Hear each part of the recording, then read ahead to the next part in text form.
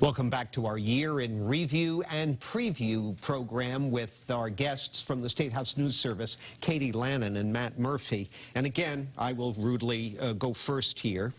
As I look ahead to 2020, for me, one of the biggest stories is the Joe Kennedy, Ed Markey primary. No disrespect to Shannon Liss-Riordan, who's a third candidate competing in that primary.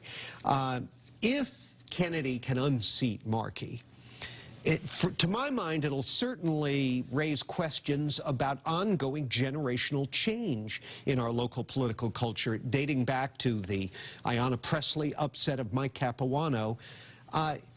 We've been one of the most hidebound, set-in-granite political cultures around, but it seems to me that's changing. What's your sense of that, Katie?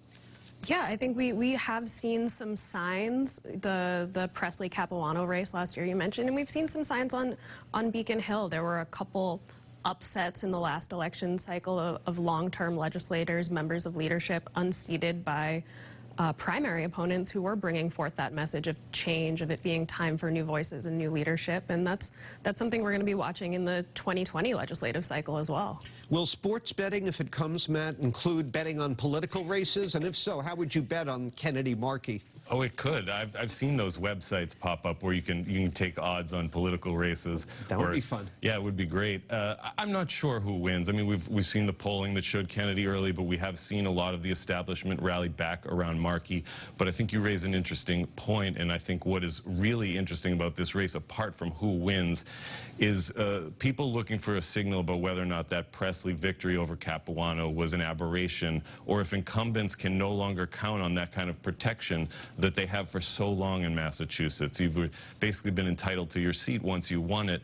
Not everyone has the advantages of running or challenging an incumbent like a Kennedy might, but I think the signal that a Kennedy victory would send, that incumbents can no longer rest easy, could send reverberations from Washington to Beacon Hill. Okay, a story let's start with you this time, Matt, that you're looking for to be big news in 2020. Yeah, this may be recency bias, but I'm going to go with climate change. I think we're seeing a big push from some lawmakers on Beacon Hill to be more aggressive with climate change.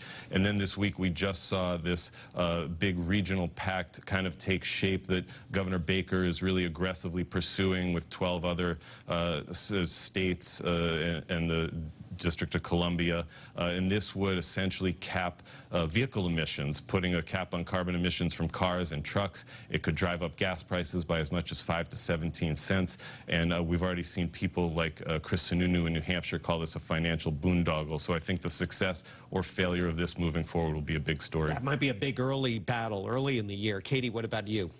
I'm going to have to kind of honestly piggyback off of Matt's story of 2019 here. I think commuter frustration is going to be a big through line through the year, whether that's the traffic that we all know is crippling the region that has economic impacts, whether it's the transit system. We've just on the heels of a report that found safety isn't a priority at the MBTA, although the report did say it's safe to ride.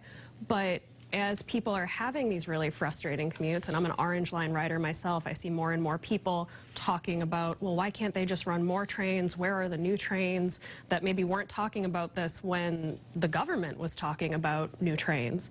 But meanwhile, amid all these frustrating commutes, we're going to see talk of it potentially getting more expensive for people to commute through the Transportation Climate Initiative, right, through potential gas tax hikes or higher rideshare fees on Beacon Hill. So it could end up being electoral consequences. I couldn't agree more. I never thought I'd see a topic that Bostonians would complain about more than the weather and the Red Sox, but I think traffic is it.